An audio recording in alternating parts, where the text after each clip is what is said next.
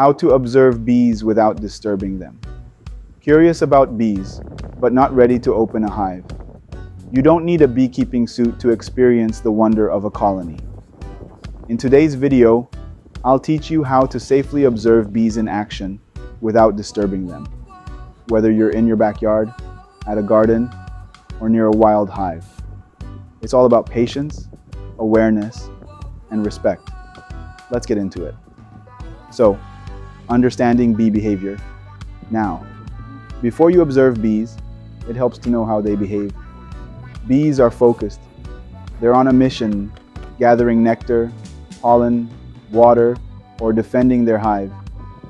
They don't want to sting you. In fact, they'll usually ignore you completely, as long as you don't pose a threat. Watch how they land on flowers, how they communicate at the entrance, and how they react to movement. The more you understand their rhythm, the more you'll notice their intelligence. Where to observe. You can observe bees in several places. No hive inspections necessary. In flower beds and gardens, watch foraging bees collecting pollen. You'll see their little legs covered in yellow dust.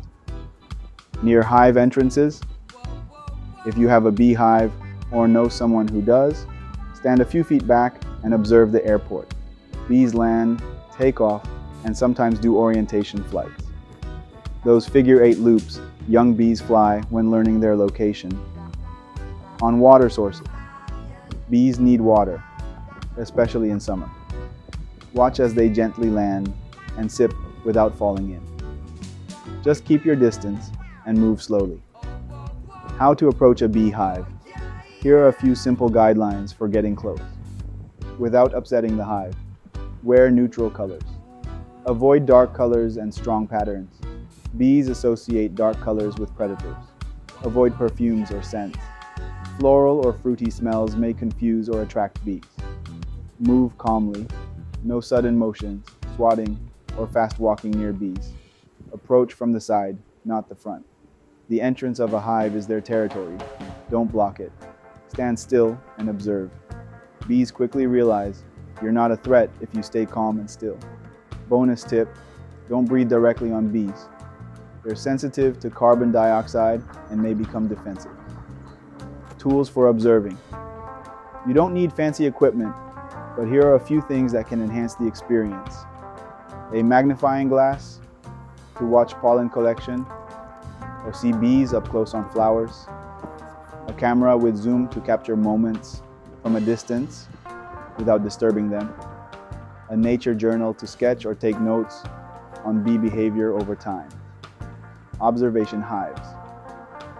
If you're lucky enough to visit one, these are glass-sided hives that let you see the magic inside without opening the colony. What to look for. Here's what to keep an eye out for.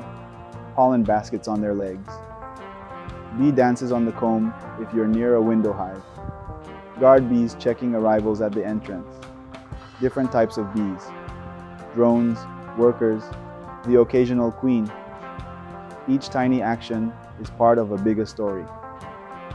The more you watch, the more you'll understand just how organized and beautiful bee life is. Bees are fascinating, and with just a bit of care and respect, you can watch their world unfold without ever opening a hive. If this video helped you get closer to nature, give it a like, subscribe for more, and share your bee watching experiences in the comments below. Until next time, stay curious and let the bees teach you patience. Blessings. Bee swarming, how to manage a growing colony. Swarming. One of the most fascinating and sometimes frustrating parts of beekeeping. One moment, your hive is booming. Then next, a giant cloud of bees takes to the sky. But don't panic. Swarming is natural. It's how honeybee colonies reproduce. In this video, you'll learn why bees swarm, How to spot the signs and what you can do to manage your colony before they take off. Let's get started. What is swarming? Swarming happens when a colony gets too crowded. The bees raise a new queen, and the old one leaves with thousands of workers to start a brand new hive. It's a beautiful process in nature, but for beekeepers, it means losing bees, losing honey, and sometimes losing patience. That's why it's so important. To understand how to manage a growing colony, why do bees swarm? There are 4 big reasons bees swarm. 1, overcrowding. Too many bees, not enough space. They start looking for room to grow. 2, an aging queen. Older queens produce weaker pheromones. The colony prepares to replace her. 3, seasonal triggers. Longer days, blooming flowers, and strong nectar flow can accelerate colony growth. 4, genetics. Some bees, like conolens, are just more swarm-prone than others. Understanding these reasons helps you stay a step ahead. Swarm signs. So how do you know? Your bees are about to swarm. Look for these key signs. First, queen cells. Long peanut-shaped cells, usually at the bottom of frames. More than one? That's a warning. No more than one queen to a bee colony. 2, the queen stops laying eggs. She may be preparing to leave. 3, overcrowding. Bees clustering at the entrance or bearding outside on warm days. 4, hive temperament. Bees seem restless, loud, or edgy. Make it a habit to inspect your hives every 7 to 10 days in the spring. That's your best chance to catch it early. How to preventing swarms. Here are 5 ways to stop a swarm before it starts. Number 1, add more space. Add supers or brood boxes to give your bees room to expand. Number 2, reverse your boxes. If you use 2 deep brood boxes, swap their positions in early spring. Number 3, split your colony. Move a few frames of brood and bees into a new hive with a queen cell or a new queen. Now you have 2 happy colonies. Number 4, remove swarm cells. If your queen is still healthy, removing swarm cells can stop the process.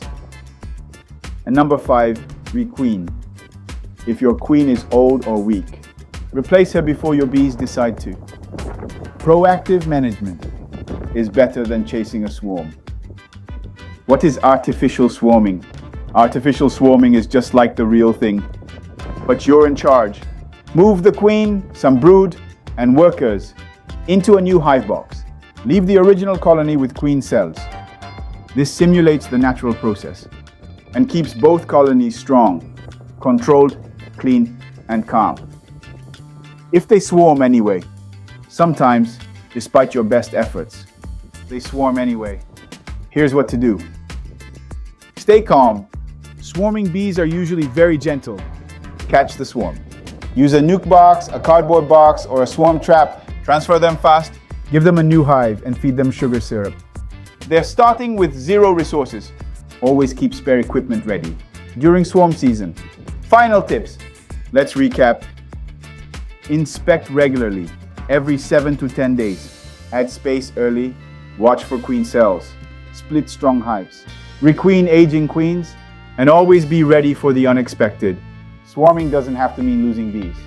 With smart management, you can grow your apiary on your terms. Thanks for watching.